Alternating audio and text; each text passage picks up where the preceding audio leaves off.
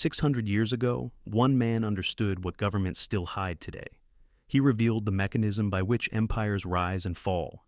He explained why taxes destroy economies, and why money itself is not wealth. His name was Ibn Khaldun, and his ideas were so dangerous to those in power that they were buried in the dust of libraries for centuries.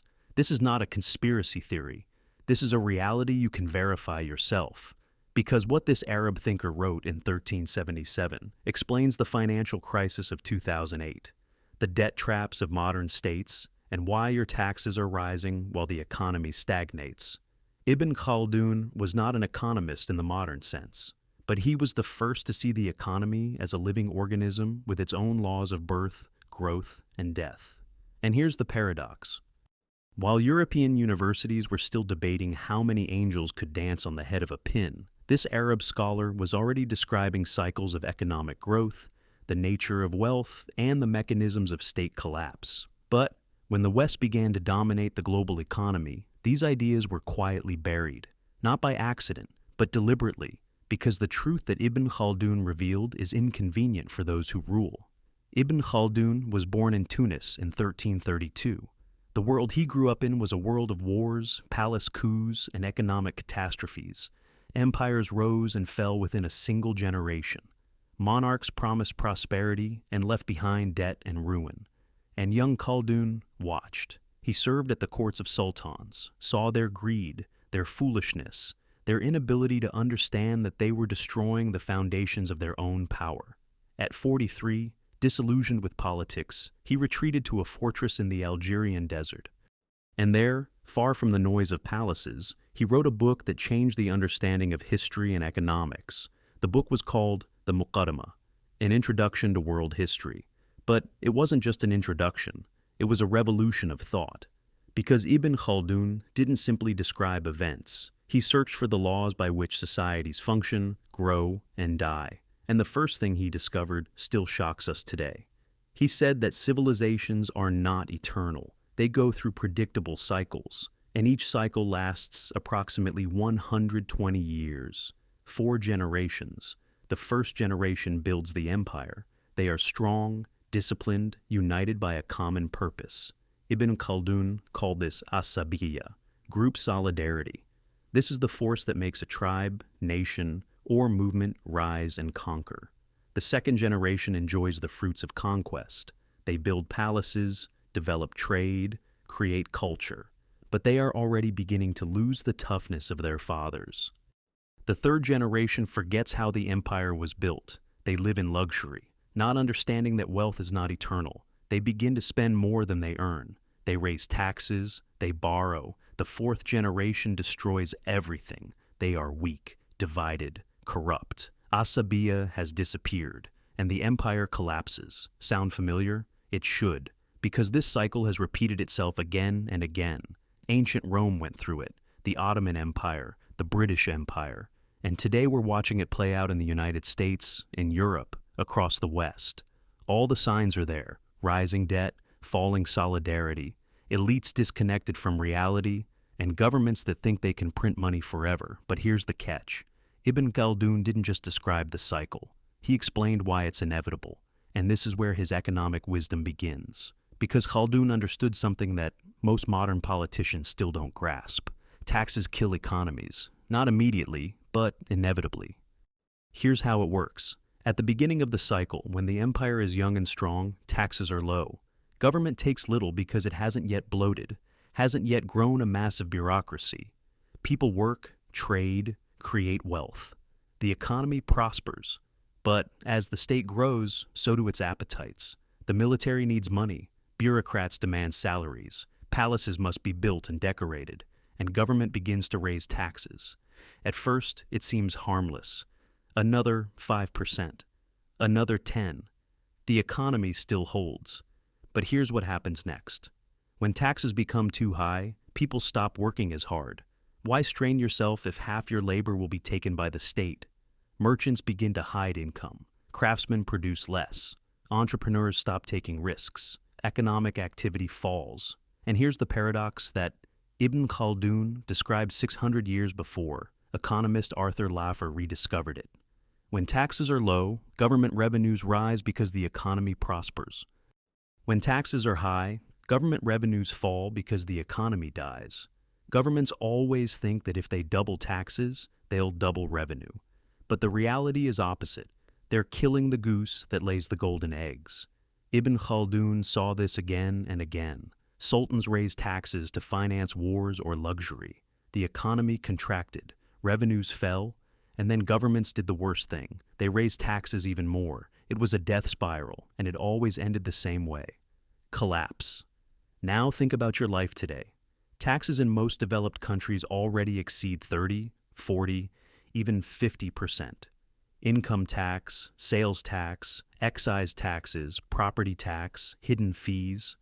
If you add up everything you pay to the state directly and indirectly, you're working half the year for the government. And what do you get in return? Rising debt, crumbling infrastructure, a healthcare system that barely functions.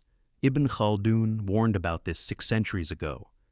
When the state takes too much, it destroys the foundations of its own power. But he didn't stop at taxes. He went further and destroyed one of the most dangerous illusions in financial history. The illusion that money is wealth. Here's what Ibn Khaldun wrote. Gold and silver are just stones.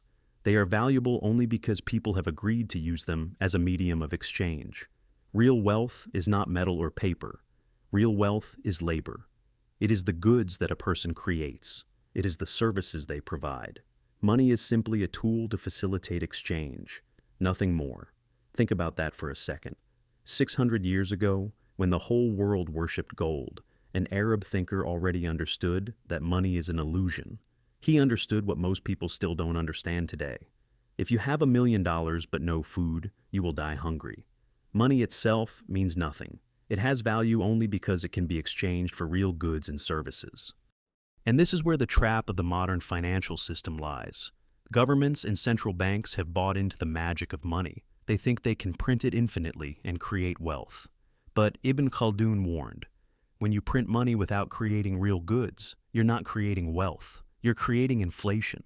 You're devaluing every coin, every bill in people's hands. You're stealing their labor. Khaldun saw this in his time.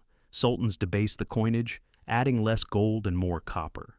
They thought they would increase their wealth this way, but in reality, they were simply destroying trust in the currency. Prices rose, trade collapsed, the economy died. Today, governments do the same thing. Only instead of copper, they use printing presses and digital zeros. The Federal Reserve printed trillions of dollars after 2008. The European Central Bank does the same. And what's the result? Your money in the bank is worth less. What you could buy for $100 10 years ago now costs $150 or $200. Your labor is being devalued right before your eyes. And governments tell you this is normal, that it's for your own good. Ibn Khaldun would call it what it is: theft. But the darkest part of Ibn Khaldun's legacy is his understanding of how elites destroy civilizations from within. He wrote that when rulers lose touch with the people, when they begin to live in luxury financed by debt and taxes, the empire is doomed. Because elites stop understanding that their wealth depends on the productivity of ordinary people, they begin to believe they are wealthy because they are special, because they are smarter, because they are destined to rule, and then they do the same thing. They isolate themselves. They build walls between themselves and those they govern. They surround themselves with advisors who tell them what they want to hear, and they stop seeing reality. Ibn Khaldun called this the loss of Asabiyyah, the loss of that group solidarity that once made them strong. And when this happens, collapse is inevitable. Now, think about your life today. Political elites live in a bubble. Billionaires fly on private jets between conferences where they discuss how the rest of the world should live. Central bankers make decisions that affect billions of people, but they themselves are protected from the consequences of those decisions. And between them and you is a chasm, not geographic, financial. They live in a world where money is printed on demand, where debts never need to be repaid, where crises are solved at taxpayers' expense. You live in a world where every mistake costs you personally. Ibn Khaldun warned that when this gap becomes too large, the system collapses. And we see signs of this everywhere: growing distrust of governments, political polarization, economic stagnation, debt that will never be repaid. These are all symptoms of a civilization in the fourth stage of the cycle, the stage when Asabiyyah is lost, and elites cling to power not through strength or wisdom, but through inertia and manipulation. Now the question arises, why was Ibn Khaldun's wisdom hidden for so long? Why aren't his ideas taught in every economic school? Why isn't his name as well known as Adam Smith or Karl Marx? The answer is simple, because his ideas are dangerous to power. Ibn Khaldun didn't offer recipes for how governments can control the economy. He didn't provide tools for manipulating the masses. On the contrary, he explained how governments destroy economies, how taxes kill growth, how money is an illusion, how elites, disconnected from the people, lead civilizations to collapse. This is not knowledge that those in power want to spread. When European colonizers began to dominate the world, they rewrote the history of economic thought to suit themselves. Adam Smith became the father of economics. Even though Ibn Khaldun wrote 400 years before him, Karl Marx became the symbol of an alternative to capitalism, even though Khaldun understood class dynamics and labor long before him. But neither Smith nor Marx challenged the fundamental idea of state power the way Ibn Khaldun did. They both assumed that the state can and should play a role in the economy. Khaldun was more radical. He said that when the state grows too large, it becomes a parasite, sucking the life out of the economy. This idea is too dangerous, so they buried him. Not publicly, not through bans, but through silence. Through not translating him, not studying him, not including him in university curricula. And when he was finally rediscovered in the 20th century, his ideas were filtered, softened, academicized, to the point where they lost their power. Today, if you ask an economist about Ibn Khaldun, he'll say yes, he's an interesting historical figure. But his ideas are outdated. The world has changed. Economics is more complex. That's a lie. Because the fundamental laws that Khaldun discovered don't change. Taxes still suppress economic activity. Money is still an illusion masking the real value of labor. Elites still lose touch with reality. And civilizations still go through cycles of rise and fall. The only thing that's changed is scale. Today we're not talking about the fall of one sultanate or empire. We're talking about a global financial system built on debt, manipulation, and illusion. A system that holds together only because people continue to believe in it. But Ibn Khaldun taught that belief is not eternal. When reality becomes too painful, when the gap between promises and facts becomes too large, trust collapses. And then the system collapses with it. So, what should you do? First, understand that the money in your bank account is not wealth. It's a promise. A promise that can be broken at any moment through inflation, devaluation, or financial crisis. Real wealth is the skills you can offer. It's the connections you've built. It's assets that produce real value, not just paper profits. Second, minimize your dependence on the system. Every dollar of debt is a chain that binds you to a system designed to extract your labor. The less you owe, the freer you are. Third, don't trust governments that promise to solve problems by printing money or raising taxes. Ibn Khaldun proved 600 years ago that this doesn't work, and it still doesn't work. History doesn't repeat exactly, but the pattern is always the same. Fourth, study history, because those who control the present control it through ignorance of the past. They want you to think that the current system is unique, unprecedented, too complex to understand. But if you know Ibn Khaldun, you understand that this has all happened before. The Romans destroyed their currency. The Ottomans drowned in debt. The British lost their empire trying to finance wars by printing money. The pattern is always the same, and it's repeating today.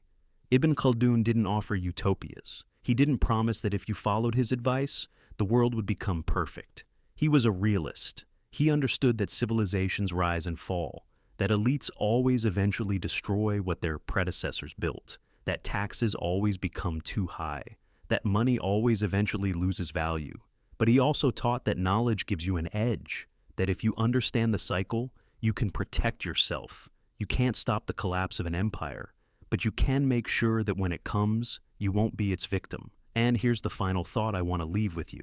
Ibn Khaldun wrote in solitude, in a fortress in the desert, far from palaces and power. He had no armies, no wealth, no political influence, but 600 years later, his ideas are still alive, still relevant, still dangerous to those who rule, because truth doesn't die. It can be buried, it can be ignored, it can be distorted. But it always comes back, and when it returns, it destroys the illusions on which power rests. The sultans that Ibn Khaldun served are long forgotten. Their palaces are ruins, their empires have turned to dust. But Khaldun's words remain. Because he didn't write for sultans, he wrote for those who seek truth, for those who understand that financial freedom begins not with wealth, but with knowledge, for those willing to face reality, even when it's uncomfortable. History doesn't repeat exactly, but if you don't understand it, it will crush you just like everyone else. Ibn Khaldun gave you a map of how empires collapse, how economies die, how elites lose power, and how ordinary people become victims of cycles they don't understand. Now you have a choice. You can ignore this map. You can continue to believe the illusions the system sells you. You can hope that this time will be different. Or you can accept reality. You can understand that taxes will rise. That money will be devalued. That debt will accumulate. That elites will continue to live in their bubble until the bubble bursts. And you can prepare, not with panic, not with despair, but with a cold, sober understanding of how the world works. Ibn Khaldun was not a prophet. He was an observer. He saw patterns that repeated again and again over centuries, and he recorded them for those willing to learn. Now these patterns are repeating again, right before your eyes. The only question is whether you see them. If this gave you a new perspective, subscribe. History has the answers. I'll show you where to look.